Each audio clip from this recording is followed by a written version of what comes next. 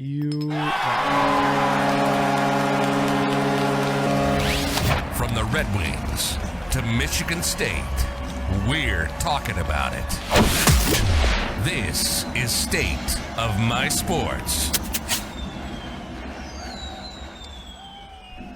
The Jim Harbaugh drama continues. Wow. Sure does. Been continuing as we're on. Like, I can't even imagine what's going on. So basically, I mean, it's a little different than what we're seeing here. The open jobs currently are the Saints, Jags, Vikings, Dolphins, Texans. For me, it seems like the Vikings and the Dolphins are the biggest things.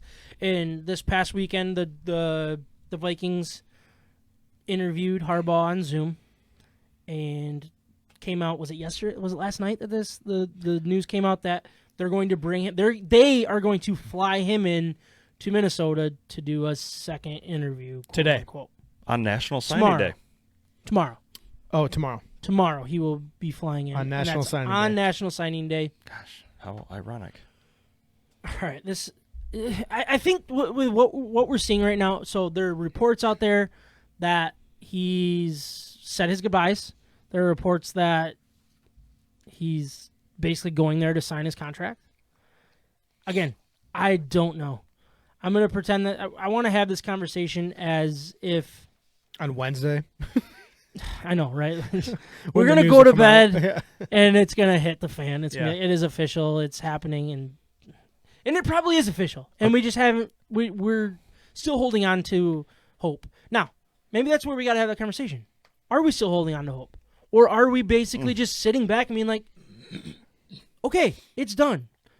John, like, what do you think about this? And it's not necessarily about Harbaugh, good coach, bad coach.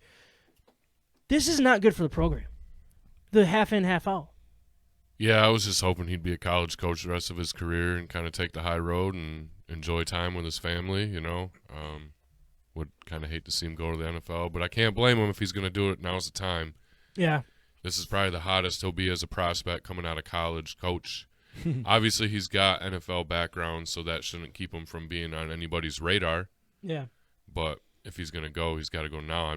I don't know why Minnesota is the pick. And the only way I would make that move is if Aaron Rodgers is gone from Green Bay. Yeah. I would not want anything to do with that division. Or Andrew Luck's coming back. Ooh. Man. Could you imagine? I heard there's a 50-50 shot. No way. Is this our breaking news? Who'd you hear that from? My sources. Inside source.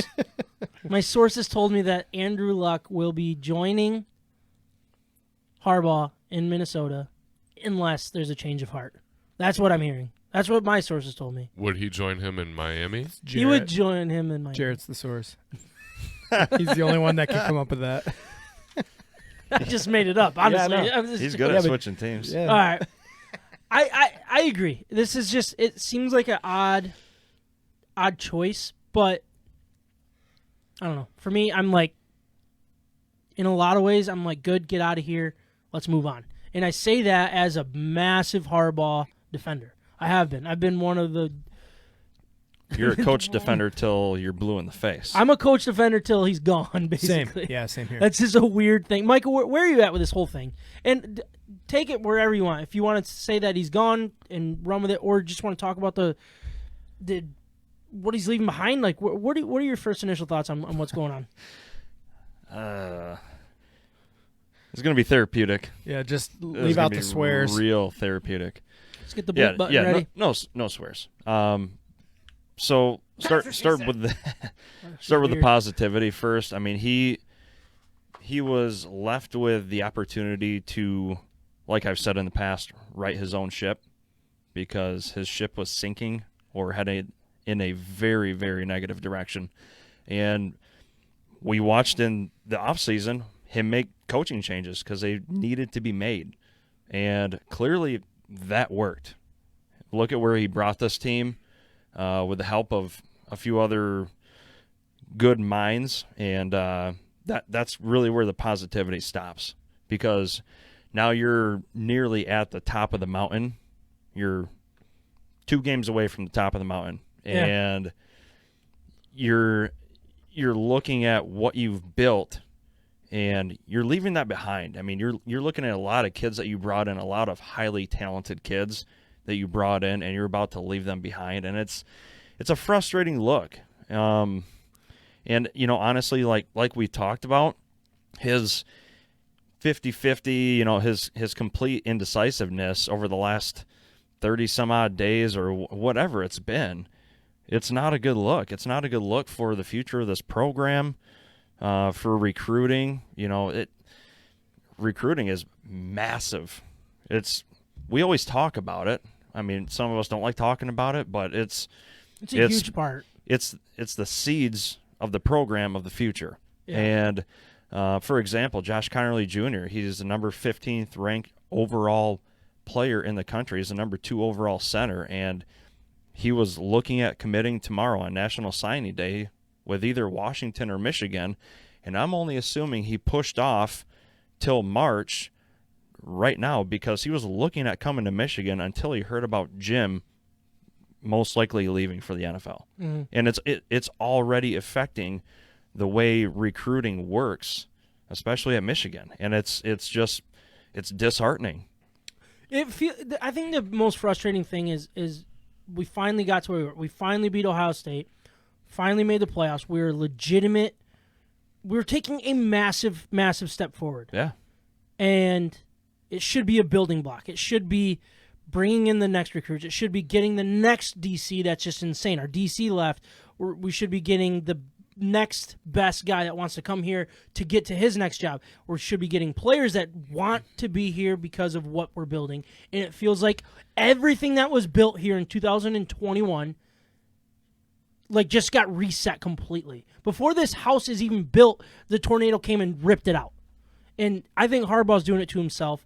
Ryan, what are your thoughts on how all of this is going down? I don't know. It feels a little selfish, but you can't blame him for being selfish. It's his life, it's his career, it's his family life or whatever. And I don't know. He bleeds football, no matter what. So I don't think it's like the commitment at the college level and the recruiting, the never ending. I think that's part of who he is and what he does. I think he'd be doing that at the pro level too. Yeah. Yep. And just trying to scheme his way, to more wins. But I don't know. It feels to me like he's definitely it's more of an opportunist type of feel right now with the success they just had. I'm pretty bummed about it actually because I agree it should be a building block. It should be gearing towards the future. Now we might think of the guys that he just lost and think there's no way I'm going to get it as special of a group as that. My stock is the highest right now, coming out of college. Yeah. Like his stock was pretty low the last few years. So now it's at an all-time high again, and this is his opportunity to jump ship and get into a situation he wants to get into. His good buddy, right, just got hired by the Vikings. So, yeah, yep. I mean, they worked together. General manager. Yeah, they worked together with the 49ers before that. So, I don't know. I don't blame him. If he wants to do it, then I say thank you for helping the program. I do think, let's remember back when he was first hired, he made a big difference immediately. Yes, 2020 came and it was a terrible year, but he made up for it with what we just got to see this year. So yeah, I agree with you. I mean, what we went through this year has been awesome, and those memories are great. And he was a huge part to getting. And look, I think he's had a really good career at Michigan. I don't want to say that he didn't, even with the terrible year last year and all that stuff, and only beating Ohio State once. All that, he's been good. Multiple 12-win seasons, right? Or 10-win seasons. Yeah. That is extremely good. But I am pretty angry about how this has gone, and the coaching carousel stopped. Everybody's found their jobs. Everybody's gotten their – it's like a cakewalk. There's music stopped. Everybody found their seat. One guy's left out, and it's Michigan now. If he's gone, if he goes on that plane tomorrow and goes to Minnesota, he's gone, right? There's no way he's coming back. That's the way I look at it. And especially with this snowstorm that's coming through. Yeah, that's what I meant by that. Exactly. Hopefully the plane gets grounded. He's probably already gone, honestly. He's like, yeah, it wasn't a plane, it was a helicopter. Yeah. But I think this is comparable to the way D'Antonio walked out and the way D'Antonio resigned, and it was almost felt like a FU to the program. not necessarily the people like inside his personal program, but the people in the athletic department and the people that made it tougher than it needed to be at times. And it feels like almost a shot at Michigan's athletic department more than anything. Yeah. Because it's, you guys aren't letting me succeed the way that you need to, and if basically just F you in a lot of ways. It might be he's been, name, image, likeness. It might be part of that's that been too. a huge part of it. And I don't think it's about money. I don't think that's an issue at all. No. I don't think it ever has been. I don't think it ever will be at Michigan. I think it's the name, image, and likeness, and I think it's the transfer portal, because those are two things that other schools are thriving on. Alabama's thriving on both of those massively. And Then it's people hard. realize. It's hard to play for Michigan. You have to have the grades to play for Michigan, and that's not Get easy. rid of that. I mean, And it's that in Notre Dame, and like they're both fighting uphill battles yeah, with their recruits. You have to fit into their mold to play for them. And, Yeah. and maybe he sees the writing on the wall. Like, now, not only am I fighting against that, but now I'm fighting against the NIL stuff. yeah. And I just don't think I can be successful long term with what they're giving me to work with. Mm. And it's too bad, but whatever season he ends up leaving Michigan, it's always going to put them in a bad spot, because you're going to have your freshmen, your recruits, your sophomores. JJ now would have to. I think he's a Michigan guy. I think he would stick around, but it's. I mean, he was pretty loyal to Harbaugh too, so it's never going to be a good time. So I don't know. Yeah. I'm disappointed. But again, this is. Let's not pretend that Michigan is not a high profile job that people are wanting. USC has been terrible lately too. I mean, they've been pretty bad, but they're still going to go get Oklahoma's coach. Yeah. Like, Michigan will get a good coach if Harbaugh leaves. Do we transition into that? What's that? Next coach? I don't want to do that until it's official, personally. I think we'll have plenty of time in the next couple weeks to kind of get into that. Unless did you have something, John? Oh, just a little friendly wager out there on how much you want to bet they hire Urban to replace Jim Harbaugh from Ooh. maybe a relative of Oh, the the podcast. the lead What producer. kind of wager are we talking about? Yeah, I would bet against that personally with the way it ended. But man, Yeah, I want to wager. The way you that's bet worded. against it, or you want to? How much you want to wager? They're not going to hire Urban. He's at an all-time low. Be a nice little. Then you can get him cheap, huh? Well, and he well, would I don't cheat think his it's way about there. money though. I don't think it's about money. Would you guys like that hire? Yeah. With the early candidate list? I would love yeah. the hire personally. Like it would, I would be like, no, okay, Okay. Maybe we'll win. 6 to midnight. Man, that would be Urban that'd be with JJ in college. Yikes. Not Oh bad. boy! All right, I'm in. I hope it happens. Bye, Harbaugh. Sold. Love you. And look, all right, Harbaugh. And I've been thinking about this the last couple weeks, with the McDonald leaving and it feeling like it's the end of the world. When Gaddis was about to leave, like those rumors were out there. It was like I was like devastated. It's like, no, we can't lose Gaddis. He's so important to this program as our offense coordinator. And then I'm like, dang, we lost McDonald. How are we going to fill those shoes? And then I started thinking, it's like, if I'm that reliant on coordinators for my team to be successful, that is a problem with the head coach. And again, a big Harbaugh supporter. I'm not trying to hate on this guy, but what does that say about how I trust him as my head coach? Probably not the way I have always defended him. I probably don't believe in him the way that I think I do. You know what I mean? If I care that much about Gaddis, who could have been fired last year, but now could be gone getting a head coaching job. McDonald, who I had no idea who the guy was 1 year. Now all of a sudden I'm disappointed he's gone. Why do I defend Harbaugh and think that he's the missing piece when I'm also like thinking that it's the coordinators and relying so heavily on it? You know what I mean? Like, it's something that I play with. I'm not telling you guys, tell me which way it is. This is something that I argue with myself. It's like the angel devil on each shoulder telling me one thing, the other one telling me the other. It's like, I don't know what to think anymore because, look, all said and done, if he's signs on the dotted line with Michigan tomorrow and it's a extension, I'm relieved. I'm happy. And I hope that they have in writing you can never talk to an NFL team ever again. Yeah. Like, that's what I need. And it's going to suck. It's going to be a massive step back if he leaves.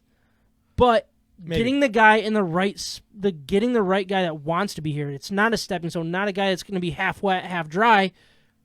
That's what this program needs if we want to be the next thing. And I think that might be the writing on the wall is he knows that this was their high. This is as high as they could ever get. And he's like, see ya.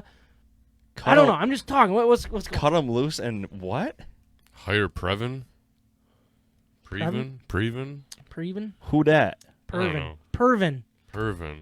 Meyer. Or Pervin Meyer. What? Kyle's. Yeah, Jim Rome calls him Pervin Meyer. Really? What is he? If he's Pervin something. Because of his bar incident? Yeah. That was with like an older woman, wasn't it? No. Younger woman. Oh, much younger woman. Yeah. Oh, okay. I did receive a text on the State of My Sports hotline number from old Trav, friend of the show, Nickel. What did he say? Telling me to have you check your phone. Me? I got to check my phone? Oh, boy. All right, let's all sit in silence while he reads his text. Oh, jeez. Hopefully this wasn't about the Senior Bowl. I lost it when I stopped listening when you said half wet, half dry. I was like, yeah. I don't know about that. I don't either. Those khakis are awfully pressed every week. They're pretty dry to me. All right, so this is what he asked. Is NFL easier? Like, is getting away from this new college football a good thing? Maybe with NIL. What are your expectations? What do you mean? Is it easier? Yeah, that's. I agree. I think it is. Well, it comes down to what. Well, they make more money in college, so they make more money in college, and you're working every day in college. You don't have to recruit in NFL. Where did Matthew Stafford run into Sean McVay? Cabo, in Mexico. Yeah, that's where they met. They ran into each other, and that's when the deal happened. That's when they're like, "Hey, I really like you. Well, I really like you too. Well, do you check yes or no? Are we going to be together?" So, like, it felt like that type of relationship. Yeah, that's what these coaches do. Or their wives. That's what that's what the NFL guys do. So yeah, in with the ever changing landscape of college football, what are the rules? Is this the rule? Is that the rule? Like, they're not even following the rules. The NIL deals that they put in place aren't being followed, and nobody cares. They're just moving on, and I wouldn't be able to. I would be more. I'm sure Harbaugh's a black and white guy. He goes, "Wait, this isn't the rule. Why are we doing this? Why is this okay for one school to do, and I can't go do this?" Yeah, it does feel like trying to get out of NCAA. So yeah, I think that's possibly it too.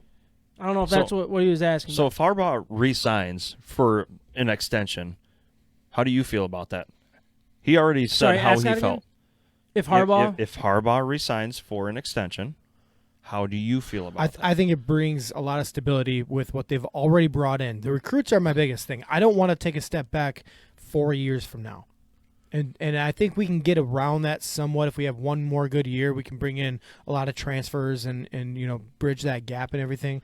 There's a lot of different ways to do it in this kind of college football atmosphere. But I'm relieved because he just succeeded, and the confidence level of the whole team is at an all-time high right now. And yeah, we just lost our defensive coordinator, but that was his first year. Like, we have the blueprint for what worked for him, that they can go look for a similar blueprint from a different coach. That's true. So yeah, and if he leaves, I'm not devastated. I think as long as JJ sticks around, I'm not devastated. But it's another opportunity. Again, it's a big time position. Somebody who wants to take advantage of the NIL is going to be wanting to be a Wolverine coach. If he's even allowed to. Yeah, if he's allowed to, absolutely. But we're gonna be looking at some high profile up and coming coaches if he takes off. It might be tough. It might be a step back to take that extra step forward. And I truly believe that this was the mountaintop of a Jim Harbaugh's coach team. I really do. I think making the playoffs is about as good as it gets. I would say you have got a lot of stability on the offensive side of the ball going into next year at this point. So if they can keep that talent that they already have, like you were talking about earlier, Micah, then I think it puts the next coaching staff in a really good situation to succeed, especially with their schedule. If you take a look at the schedule, It's a very easy schedule. pretty easy. I could coach that team to the first 10 wins. Same. We should put our resume in. Might need to. We should. But we got to have the NIL stipulation. Oh, we'll get as it. long as they're okay with NIL. I'll promise them $1 million. We'll get it some way. Take it out of the state of my sports fund. Yeah. I was going to go into the state of my sports fund. That's what We'll they have sponsor to be them. on the pod. Every player needs to be on the podcast once every. We'll upcharge every week. 20%. Yeah, that sounds good. But all right, I mean, I think time will tell what happens. We'll probably know before this podcast even hits the air, and we'll get into the actual names and candidates. I think as time goes on, because it's not going to be a quick hire. It's not going to be a quick fix. I don't think so. I would rather wait to kind of get into that when the truth is out there and the writing's on the wall, writing's on the paper. You know what I mean? So. I heard Lincoln Riley was flying in Ann Arbor soon. Yeah, 50-50 shot. Yeah. I Yep. heard he was going to take Yep. the Michigan job unless he has a change of heart. So he might have a change of heart. Heard it here first. I also heard that from my sources that Aaron Rodgers is retiring. Also heard it here first. Unless he has a change of heart. And again.